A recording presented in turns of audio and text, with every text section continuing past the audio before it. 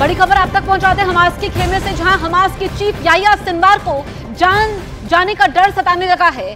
Channel 12 की एक report के मुताबिक याह्या सिनवार ने बंधकों का सौदा करने और युद्ध विराम पर बात करने के लिए कतर के मध्यस्थों के सामने शर्त रखी है कि वो इस बात की गारंटी दे कि इजरायल बातचीत के समय उसे मारने की कोशिश नहीं करेगा। रिपोर्ट में यह भी दावा किया गया है कि कतर की ओर से मध्यस्थता करने वाले लोगों ने सिनवार को दो टूक में कह दिया है कि मध्यस्थता का मकसद उसकी निजी भलाई से नहीं जुड़ा है, बल्कि बंधकों की रिहाई से जुड़ा हुआ है। इतना ही नहीं, बंधकों को छुड़वाने की कोशिश में मध्यस्थता कर रहे कतर ने हमास को धमकी दी है कि वो कतर में मौजूद हमास के बैंक अकाउंट को फ्रीज कर देगा। युद्ध के बाद गाजा के पुनर्निर्माण के लिए भी धन नहीं देगा।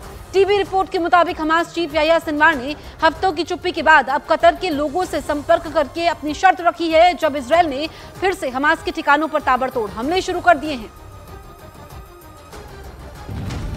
हिजबुल्लाह चीफ का चचेरा भाई हाशिम सैफुद्दीन कहां है?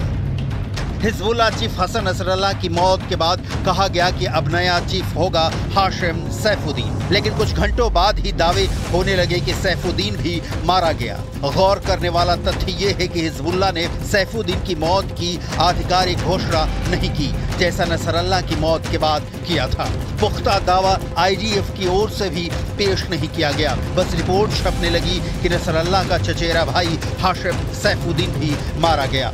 इजरायली अधिकारियों ने द न्यूयॉर्क टाइम्स को बताया कि हमले में हाशिम सैफुद्दीन समेत कई दूसरे लोगों को निशाना बनाया गया है, लेकिन मौत की पुष्टि नहीं हुई। सवाल लाजमी है जो उठेगा कि कहां है हाशिम सैफुद्दीन, क्योंकि हिजबुल्लाह चीफ की कुर्सी खाली है और सैफुद्दीन जिंदा है या मुर्दा क्लियर नहीं हो पा रहा है। हाशिम सैफुद्दीन की मौत की उलझी थ्योरी को सुलझाने की इंटरनेट पर मौजूद रिपोर्टों के जरिए जो हमें हाथ लगा, उसका निष्कर्ष 5 पॉइंट में समझिए। नंबर 1, हाशिम सैफुद्दीन जिंदा है या मुर्दा किसी को नहीं पता। नंबर 2, नसरल्लाह की मौत के बाद से सैफुद्दीन को किसी ने नहीं देखा। नंबर 3, सैफुद्दीन की मौत पर हिजबुल्लाह भी खामोश है। नंबर 4, सैफुद्दीन की मौत हुई होती तो जनाजा जरूर निकाला जाता। नंबर 5, हिजबुल्लाह ने अपने चीफ के नाम का ऐलान अब तक नहीं किया। सवाल है हाशिम सैफुद्दीन, जो कि हिजबुल्लाह की कार्यकारी परिषद के प्रमुख के तौर पर समूह के राजनीतिक कामकाज को देखने का काम करता था, जिंदा है या मुर्दा? जिंदा है तो सामने क्यों नहीं आता, और अगर मारा गया तो हिजबुल्लाह नसरल्लाह की तरफ सैफुद्दीन की मौत का ऐलान क्यों नहीं करता?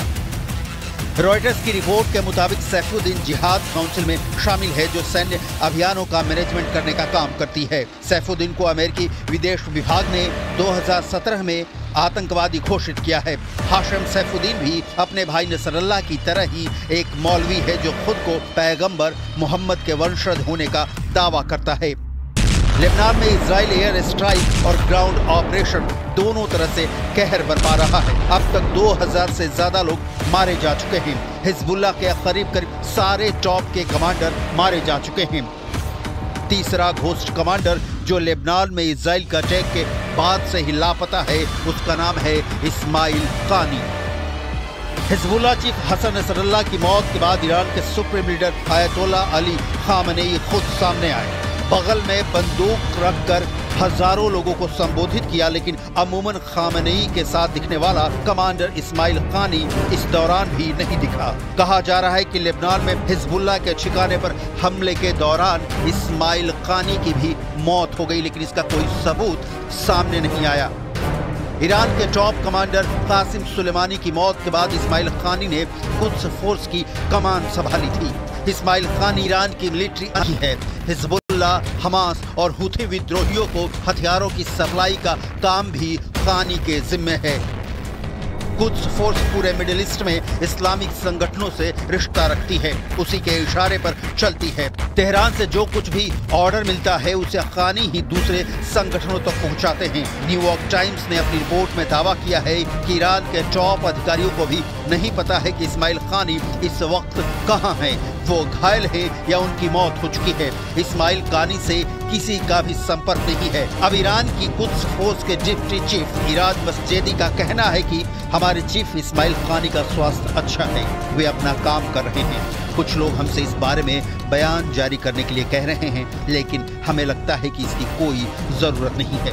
इजराइल अपने दुश्मनों को नहीं छोड़ता, देर सवेर उन्हें मौत के घाट उतारता ही है। इसीलिए सवाल उठ रहे हैं कि ये 3 कमांडर जिंदा हैं या मुर्दा, क्योंकि अगर जिंदा हैं तो मोसाद का काम बाकी है, और मारे गए हैं तो हमास, हिजबुल्लाह और ईरान, तीनों के लिए ये बहुत बुरी खबर है।